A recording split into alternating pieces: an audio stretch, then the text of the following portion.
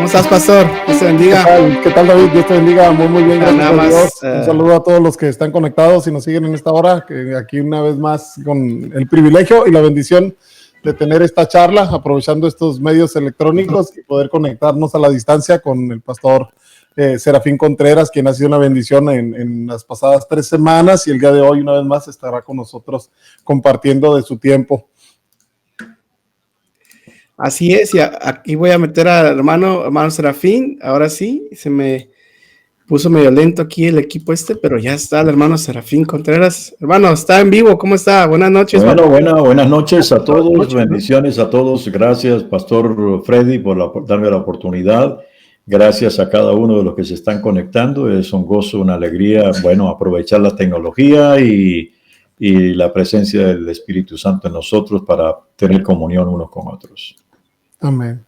Siempre han sido estas ya 3 semanas pasadas una bendición el tenerle y poder platicar. Y el día de hoy poder aprovechar una vez más. De verdad agradecemos, hermano Serafín, por este tiempo que ha tenido y poder hablar de estos temas. Creo que la mayor parte de las pláticas ha sido justo enfocado a lo que hemos estado viviendo, a las crisis, el cómo enfrentar toda esta situación que estamos pasando. Y el tema del día de hoy, pues justo va relacionado con lo que estuvimos por ahí platicando la semana pasada, el que hablábamos que cuando las crisis nos sorprenden, ¿no? Tanto en los momentos difíciles, a veces de Dios o por la vida. Y ahora el tema es qué hacer después de las crisis.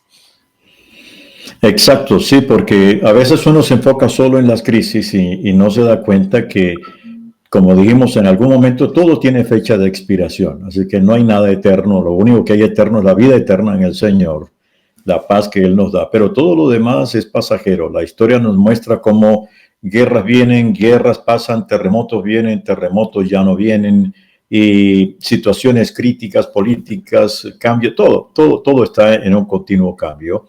Y si estamos conscientes de que el Señor está detrás de todo esto en el sentido de darle propósito y llevarnos en medio de la crisis a un puerto seguro, entonces debemos pensar qué va a ser después de la crisis y prepararnos para eso, porque a veces no nos preparamos justamente para eso, ¿no? Esa es la idea.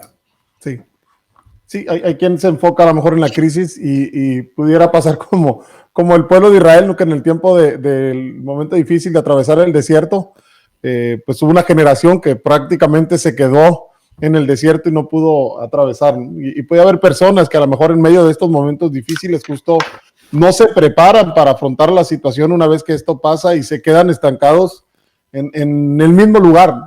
Así es.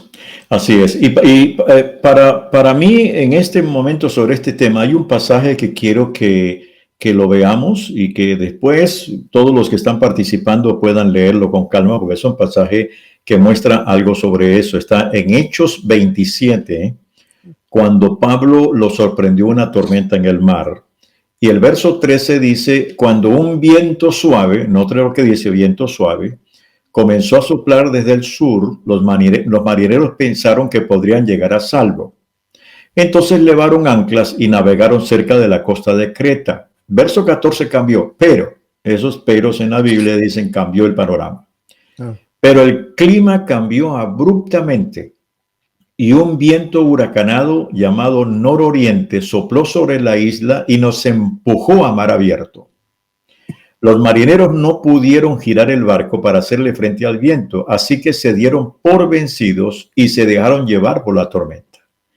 Navegamos al resguardo del lado con menos viento de una pequeña isla llamada Cauda, donde con gran dificultad subimos a bordo el bote salvavidas que era remolcado por el barco. Después los marineros ataron cuerdas alrededor del casco del barco para reforzarlo. Tenían miedo de que el barco fuera llevado a los bancos de arena de Sirte, frente a la costa africana, así que bajaron el ancla flotante para disminuir la velocidad del barco y se dejaron llevar por el viento. El próximo día, como la fuerza del vendaval seguía azotando el barco, la tripulación comenzó a echar la carga por la borda. Luego, al día siguiente, hasta arrojaron al agua parte del equipo del barco, muy parecido a lo que le pasó a Jonás, que tuvieron que botar todo. La gran tempestad rugió durante muchos días, ocultó el sol y las estrellas hasta que al final se perdió toda esperanza.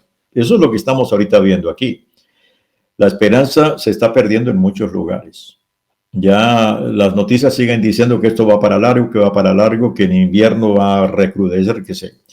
Dice, nadie había comido en mucho tiempo. Finalmente Pablo reunió la tripulación. Esto es lo que me gusta, que Pablo está en el barco, pero él ha recibido justamente la visión de Dios de lo que va a haber después de la tempestad. Dice, Pablo reunió la tripulación y les dijo, señores, ustedes debieran haberme escuchado al principio y no haber salido de Creta.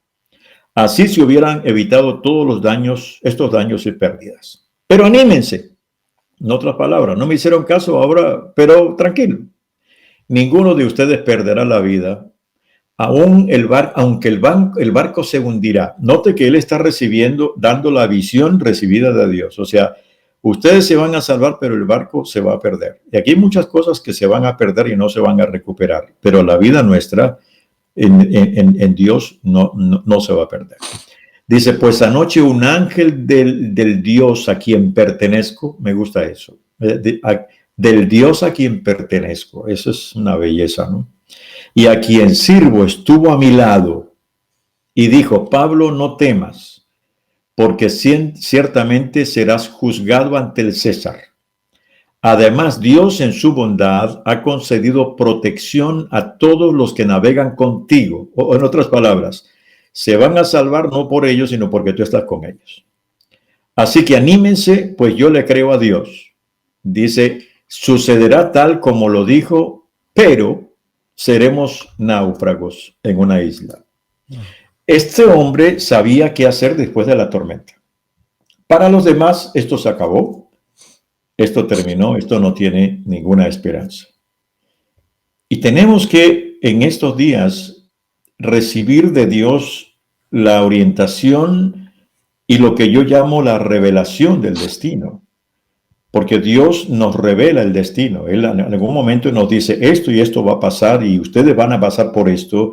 A Pablo le dijo, usted va a ser juzgado. O sea, de todas maneras lo van a juzgar allá, eso no se va a cambiar, pero tu vida va a ser usada todavía. Y de hecho, el pasaje sigue diciendo más adelante que cuando llegaron a la isla, hasta una víbora se le prendió de la mano a Pablo y él la sacudió y todos esperaban que muriera porque eso ya sabían lo que pasaba con ese tipo de serpiente. Sin embargo, él siguió y gracias a eso trajeron enfermos y fueron sanados. O sea, él visualizó lo que estaba después de la tormenta. La gran pregunta que tenemos que hacernos nosotros como iglesia es, ¿lo estamos visualizando o estamos todavía viendo el agua, la tormenta? Y sí, tenemos que verla, las noticias nos sobrecogen, pero hay alguien que está por encima de los canales de televisión, alguien que está en el reino, en el mundo invisible, que nos revela y nos dice cómo debemos prepararnos. Y eso es lo determinante en este momento, tenemos que pensar seriamente, porque nuestro Dios es un Dios de propósito. Sí. Y para algunos Él se los llevó, sí, han muerto varios siervos de Dios, pero ellos no perdieron nada, ellos ganaron todo. Ellos no fueron sorprendidos Dios no fue sorprendido por eso, él prefirió llevarlos. Sí. Pero los que estamos todavía, si es que seguimos creyendo, si es que seguimos viviendo, y eso lo determina Él, tenemos que desde ya ahora ver qué es lo que va a pasar y qué es lo que Dios quiere que hagamos después de la tormenta. Sí. No centrarnos nada más en la tormenta que estamos viviendo, sino en levantar nuestra mirada y ver más allá. Exacto. Hacia lo que Dios tiene. Y aquí yo quiero compartir una entrevista que le hicieron esta semana al neurólogo y psiquiatra Boris Cyrulnik. Es un neurólogo y psiquiatra de origen judío. Y él es un experto, él estuvo en el campo de concentración judío desde que era un niño. y se escapó del campo de concentración de una manera prodigiosa, porque eso es toda una historia. Y él llegó ahora a ser un neurólogo y él ha trabajado mucho el concepto de resiliencia. Se entiende por resiliencia la capacidad que Dios le ha dado al ser humano para superar la adversidad en la vida. Él tiene ahora 82 años y acabó de escribir otro de sus libros que se llama Escribí soles de noche, donde profundiza en la creatividad humana para superar el trauma. Y el medio de comunicación XL Semanal le hizo una entrevista y a mí me gustó y quiero compartirla porque él está hablando en esta entrevista de lo que va a pasar después de la tormenta. Okay. Le preguntaron, la incertidumbre se ha apoderado de la humanidad, dígame cómo salimos de esta. Y él dijo, tenemos una ventaja, no estamos entrando en un territorio desconocido. Desde que el ser humano apareció sobre la tierra, hemos padecido epidemias. Estuvo la peste negra, la bubónica, cólera, encefalitis virales y hemos salido adelante. Como especie, sabemos de qué va esto. Y le dijeron, ¿y de los individuos? Él dijo, el confinamiento machaca psicológicamente.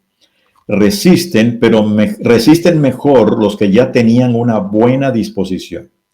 Su fortaleza se basa en 3 factores: confianza en sí mismos, un dominio del lenguaje que les permite contar lo que les pasa y tener a alguien a quien contárselo, es decir, una red afectiva de familiares y amigos. Yo le agregaría a lo que él dijo un primer elemento para que sean 4.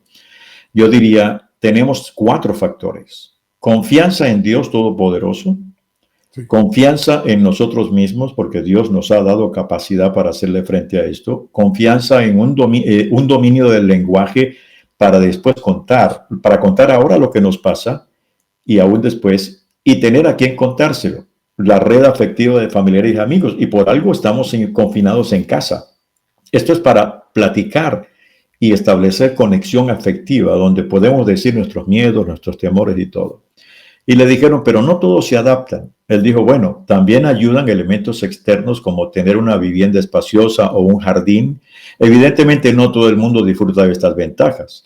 Por eso es tan importante tener un mundo interior rico, estar acostumbrado a meditar, a leer, a escribir, disfrutar con la música, la espiritualidad que nunca falta e incluso cocinar. Y le dijeron, ¿qué le diría a los que se ven sobrepasados? Y él le dijo que todo el mundo tiene miedo. En un contexto como este es difícil mantener la serenidad. Pero el miedo es un mecanismo de defensa. Si no se apodera de ti, te mantiene alerta.